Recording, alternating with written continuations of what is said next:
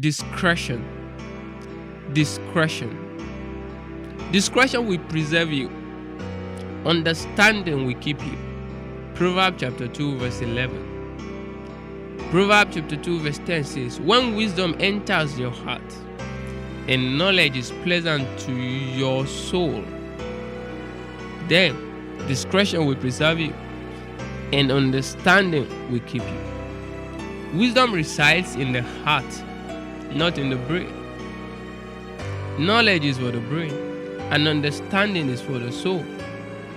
Understanding is to comprehend the knowledge you have in your brain with your feelings, your emotions, your instincts, common sense, and also how it applies to you.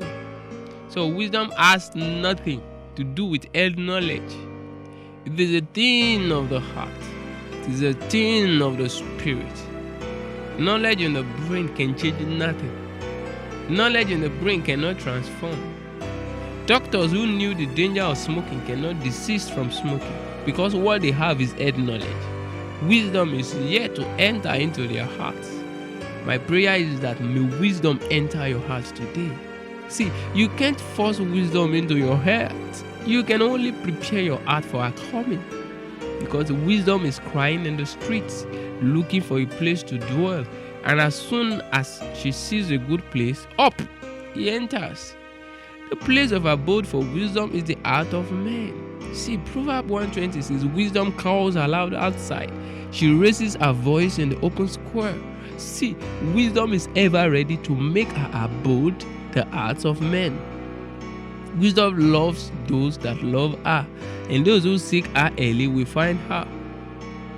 Wisdom, when it enters into a heart, brings along with it all kinds of benefits like riches, honor, righteousness, long life, length of days, fame, and lots more.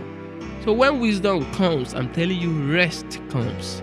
When wisdom comes, peace that passes all understanding comes. When wisdom comes, satisfaction comes. See, wisdom will cause you to be well fed and satisfied. When wisdom enters into your heart and the knowledge of the benefits of the wisdom is pleasant unto your soul, then you need to be preserved. And the only thing that can preserve you is discretion. Discretion speaks of common sense. When God saved a man, He doesn't take away his common sense. We need common sense. It is the preservative we need in the time of prosperity. Those who enjoyed the benefit of wisdom without common sense will only appear for a while, after which they will disappear and their remembrance will be no more. Take for example, a man got born again in Andrew Womack's meeting. He was powerfully delivered. So he started sharing his testimony from one meeting to the other, even outside their nation. And the man happens to be a farmer. When he was supposed to plant his seeds, he didn't. He was busy about sharing his testimonies. And I'm telling you, many results backing up his ministration. But something happened. After the planting seasons were over, like I said, he was a farmer. After the planting seasons were over, it was then he borrowed $500,000 to buy seeds and plant them on his farm land. Like hectares of land. I as a person, I believe he was speaking in tongues, commanding his seeds to germinate and grow. You all know what happened. No single seed is germinated. The man now, when he discovered that he has already made a mess of his business, so the man started pointing accusing fingers at God. I spend my time to share the gospel. Isn't God supposed to understand and make my seed to grow? After all, I was busy doing his work. See, the man lacked discretion. He lacked common sense. When wisdom personified Jesus Christ enters into a man's heart, discretion will preserve it.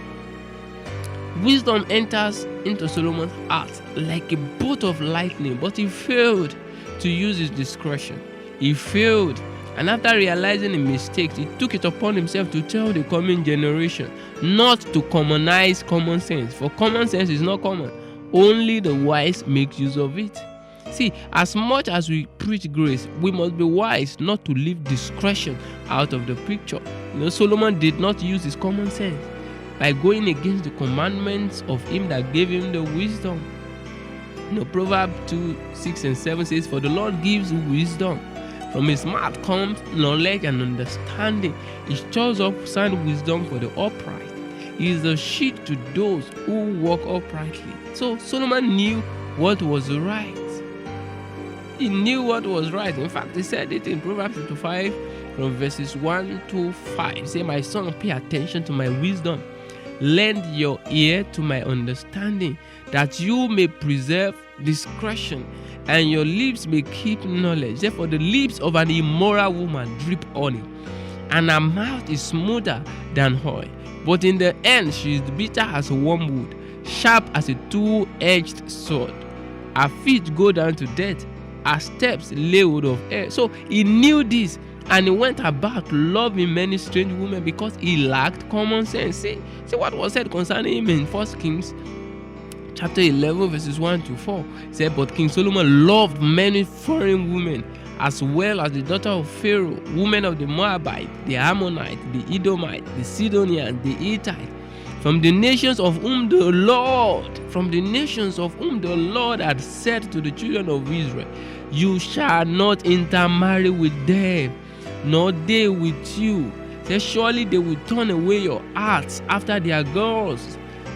And Solomon clung to these in love, and he had 700 wives, princesses, and he had 700 wives, princesses, and 300 concubines, and his wives turned away his heart.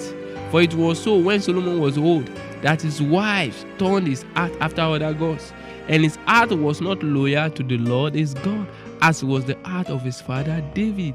No, he cried at last and said, "I have hated instruction, and my heart despised correction." So the question is, are you enjoying success today? Are you encamped by the benefit of wisdom, riches, wealth, honor, and all of that? And is the knowledge of those benefits, are they pleasant to your soul? Then you must hold on to discretion, because that's the only thing that can preserve you. You must hold on to understanding, because that's the only thing that can keep you. May the Lord give you understanding.